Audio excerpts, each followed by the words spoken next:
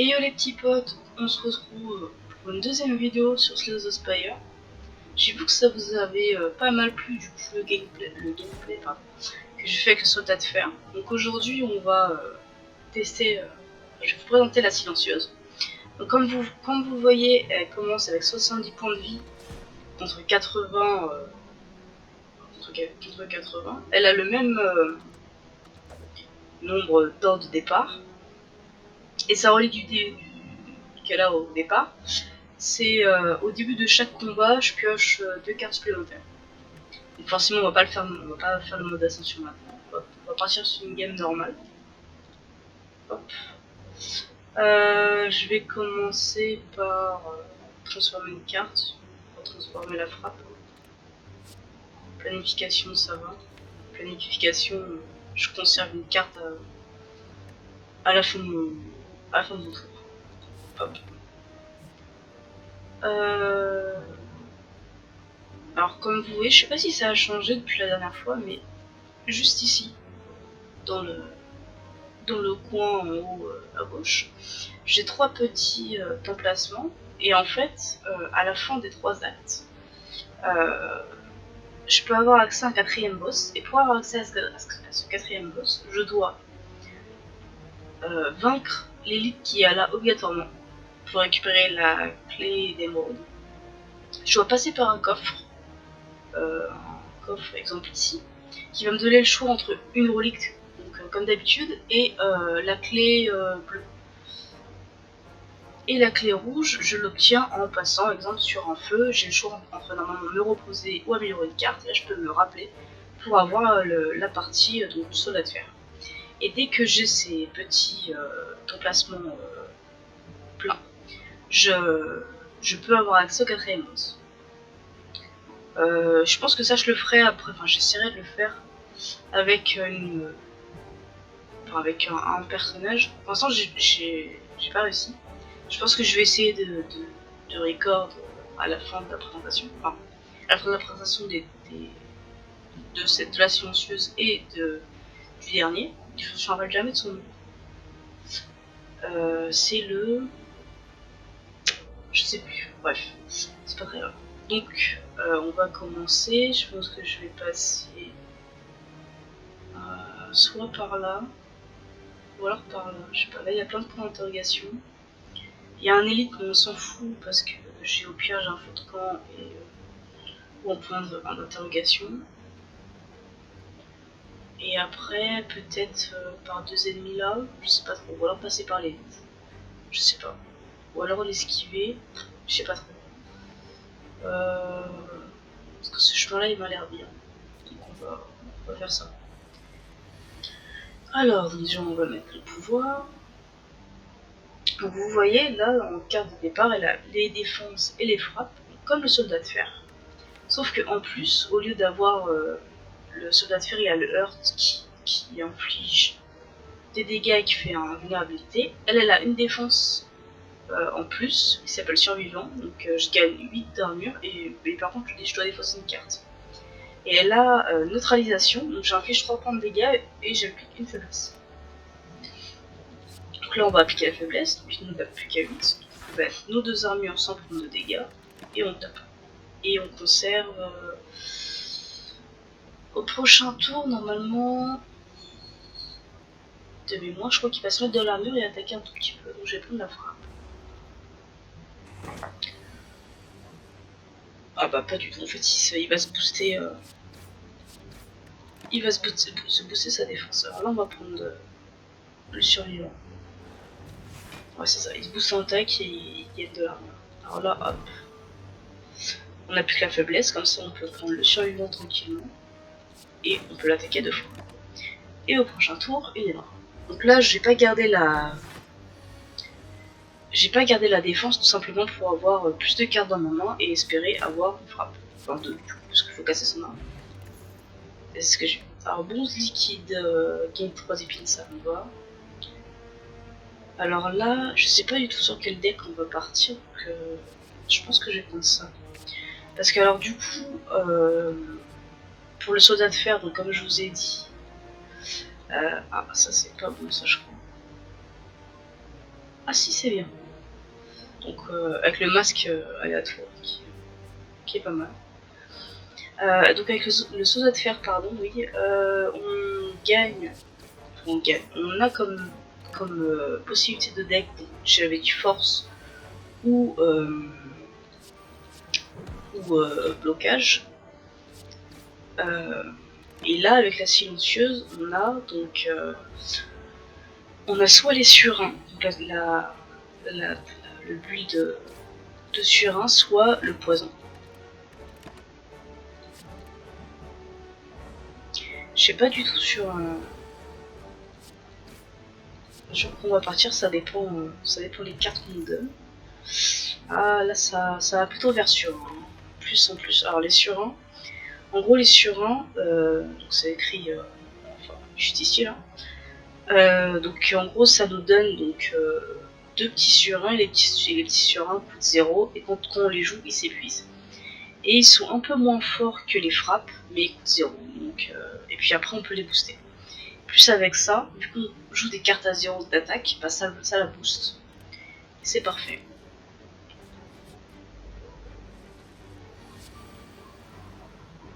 On va mettre une frappe, même si on peut le tuer. Ouais, déjà vous pouvez le tuer. Donc là, hop, j'ai joué la carte, ça nous donne des surins. Et donc qui coûte 4. Donc là on va hop, hop. Là on va le faire ici, parce que j'ai encore... Pardon, ça d'abord. J'ai rien dit du coup, je me suis trompée, c'est pas grave. Non, alors on va pas garder ça, on va garder une défense. Parce que je pense que là il va nous affaiblir, puis après il va attaquer. Là on va mettre ceci, on va mettre une armure et on va taper. C'est dommage, j'aurais bien voulu vous montrer le build du coup de poison. Parce que pour moi c'est ce qui est le plus intéressant, encore que les surants aussi seront bien, mais le build poison quand même est pas mal. Surtout que je sais très bien que mon chéri va regarder la vidéo et son deck préféré est poison. Donc voilà, je vais jouer un peu poison pour lui faire plaisir, mais ce sera dans une prochaine vidéo, tant pis. Alors terreur est très très bien avec les surins parce que forcément ça applique 99 de vulnérabilité. Vulnérabilité on l'a déjà vu. Nos dégâts augmentent de 50%, ce qui est énorme quoi, parce qu'on le met sur un ennemi et pendant tout le combat, bah, il rip à lui. Qu'est-ce qu'on va enlever? On va enlever une frappe. Une frappe. Ouais, on va enlever une frappe. C'est bien de se débarrasser de notre cam. Alors vous voyez là, on a une option en plus, forcément parce que j'ai débloqué du coup ce mode là. Et avec, donc, si je clique ici, donc en gros ça va m'ajouter la petite, la petite morceau comme je vous ai dit, qui va se mettre ici. Mais bon on n'en a pas besoin parce qu'on va pas faire ce mode là. Donc, je vais forger quelque chose.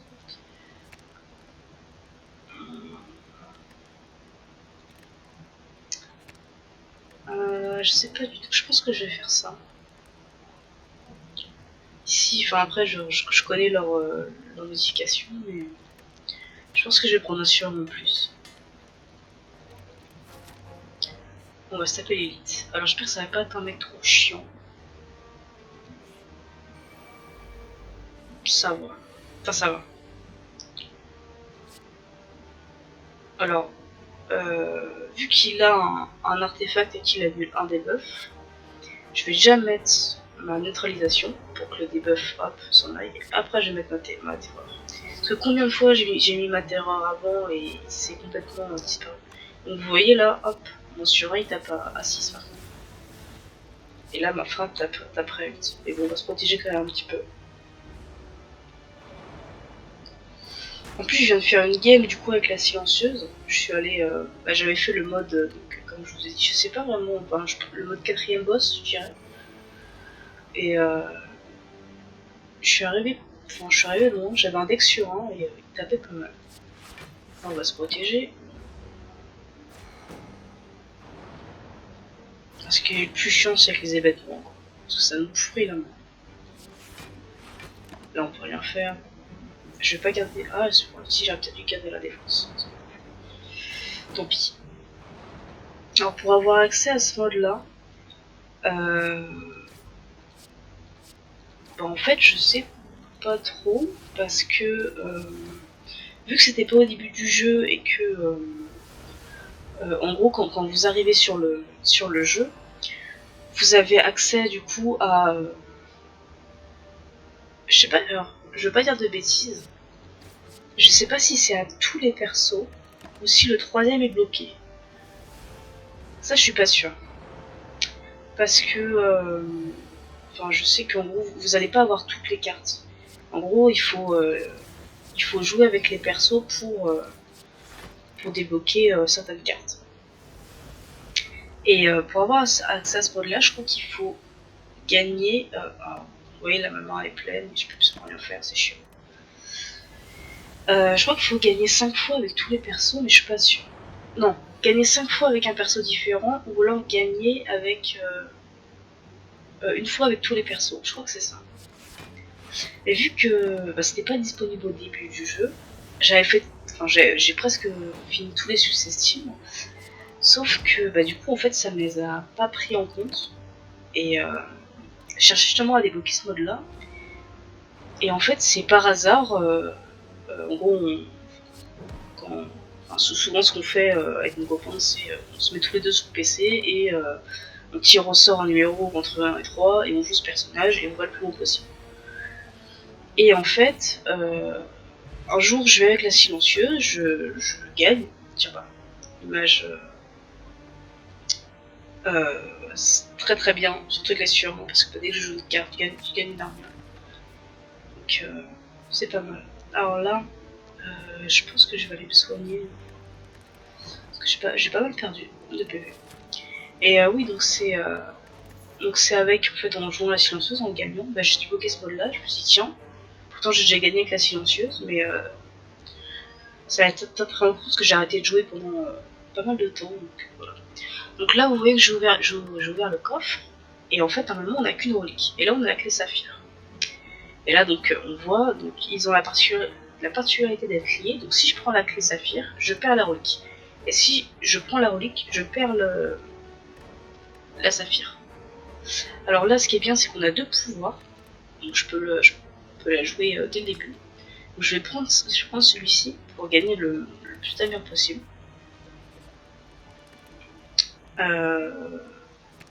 Et du coup, vu que je la joue, ah bah il est, j'ai pas besoin de, en fait, ouais, j'ai pas besoin de j'ai amélioré terreur. J'améliore les trucs gratuits.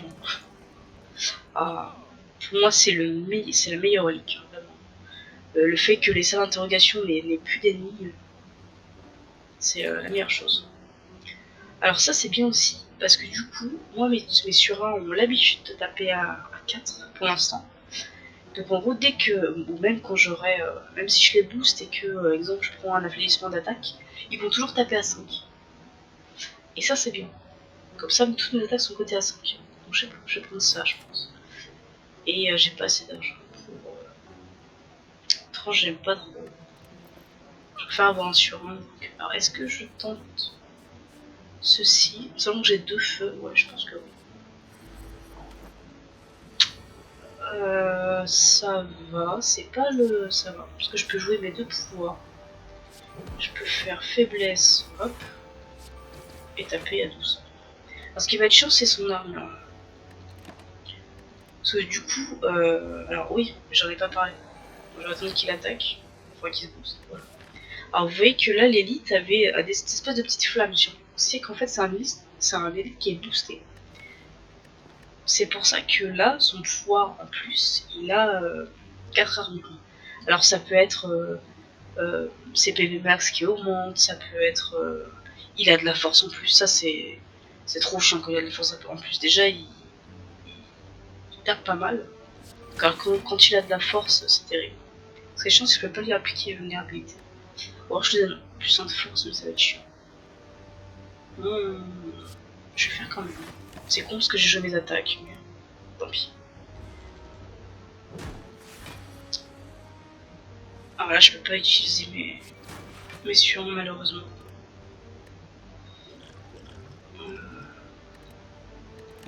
Ouais, c'est pas ouf.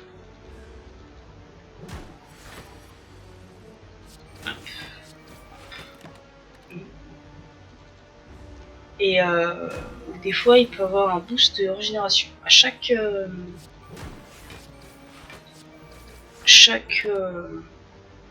tant pis, j'aurais pu le tuer, mais c'est pas. Je me concentre pas assez sur le jeu. Voilà, hop, il est mort. Une poire, c'est bien. Bon, là, du coup, je gagne la clé émeraude parce que j'ai gagné l'élite plus. Donc, vous voyez, ça se met ici. Bon, c'est bien, comme ça, je peux vous montrer un peu. Alors, ça, c'est très bien parce que avec ma neutralisation, ça me fait une attaque en plus. Et en plus, je peux piocher une carte et tout. Donc, je vais prendre ça. Je vais me heal. Et hop. Là, du coup, je sais pas si j'ai fini ma phrase. Je suis grave. Hop, hop. Et oui, donc l'élite aussi peut avoir un boost, exemple, gagner 3 PV chaque tour, et ça c'est bien chiant aussi. Donc vous voyez, là, grâce à mes attaques, j'ai pu mettre qu'un seul défense, donc attaquer plus.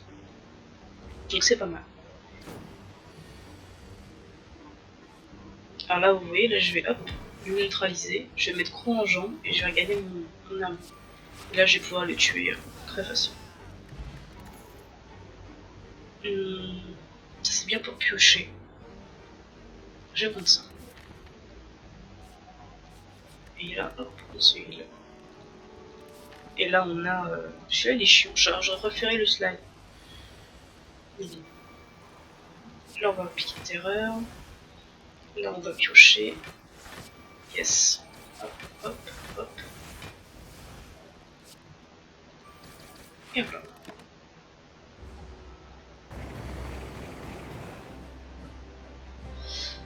Alors là, il tape fort. Je vais faire ceci, ceci. Piocher une carte, ça c'est bien. Hop, hop. J'aurais pu mettre l'épine aussi. On va mettre purification parce que c'est gratuit. On va mettre 6 si on va attaquer quand même.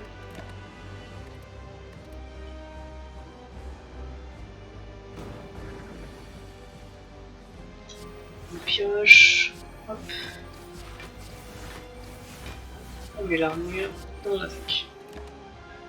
Et vous voyez, en mettant qu'une seule défense, bah, je peux bloquer son attaque. Grâce à ça. Hop, on gagne un d'armure. Enfin, un de détention en plus. Finalement, ça sert pas à grand chose. Il faudrait la crème glacée comme relique. C'est une glace qui permet de. Dès qu'on n'a pas joué d'énergie, ça nous les remet au prochain tour. Et c'est pas mal. Voilà. Bon, lui, il a beaucoup de PV, donc c'est long en fait. Là, il va juste commencer à se booster, donc ça va. Ce qui est chiant par contre, c'est ça, c'est les brûlures. Hop, hop. Bon, là, je vais prendre des dégâts.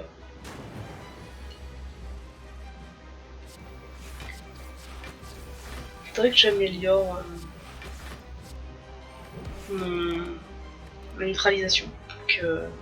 Parce que ça attaque plus fort et ça rajoute un. Comment dire, un de faiblesse en plus.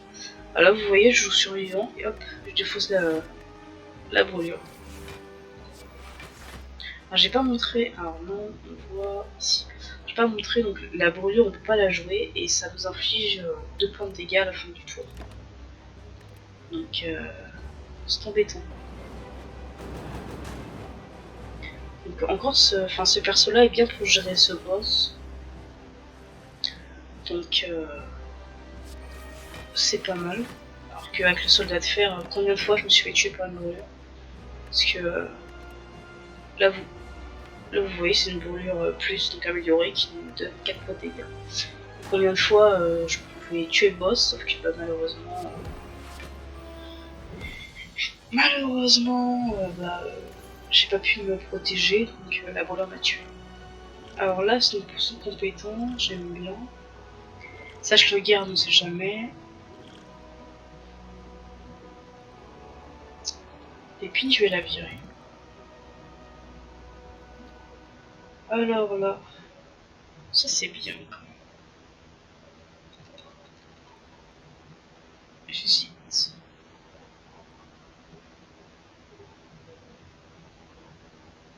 Ou alors ça aussi c'est bien. Parce qu'au pire, si on peut copier 3 cartes, c'est soit ça. Oui, bah, je pense que je l'ai montré dans la dernière vidéo, je sais pas. Mais si on fait un clic droit sur une carte, on peut voir la carte en plus haut et on peut faire voir l'amélioration. Il coûterait que 2. C'est pas mal. Alors soit ça et ça. Ah, sur-amélioré quand même. Ah, j'hésite. Je pense que je vais faire ça parce que là c'est que des fonciers. Donc... c'est pas mal. Alors, relique. Alors, à tout coup, certainement pas. C'est toujours bien de gagner un de mana, mais là, je peux pas jouer plus de 6 cartes en un tour. Avec un deck sur 1, c'est pas ce qu'il faut. Ça, c'est pas mal. Parce que au pire, nous, on pioche 2 cartes supplémentaires, donc on s'en fiche un peu. Ou alors la maison. La maison qui est pas mal parce que on a un peu tout. On gagne un peu d'or, on a une potion, on augmente le point de vie, on améliore les cartes. Combien j'ai de cartes? Or, frapper défense 1, 2, 3, 4, 5, 6, 7, 8, 9. 9 moins 1 parce qu'elle allait améliorer. Et là, 1, 2, 3, 4, 6, 7, 8. Ouais, j'ai 50-50 pour que ça m'améliore une carte que je veux. Quoi. Ou alors je gagne un mana. Je pense que je vais prendre la maison, c'est bien. Attention. C'est bien. C'est cool. Alors la potion. Je vais virer armure plaquée parce que pour moi la dextérité c'est plus puissant. Ah, et la cape et d'épée, c'est vraiment bien. Parce que, bah, comme son nom l'indique, ça nous donne 6 d'armure, donc c'est plus puissant qu'une défense et ça nous donne 1 sur 1. Et vu qu'on fait un deck sur 1, bah c'est. Surtout qu'améliorer, bah, l'armure change pas, mais ça nous donne 2 sur 1. Donc on perd entre guillemets de la défense, mais on joue des sur 1. Et c'est rare que toutes nos défenses soient améliorées.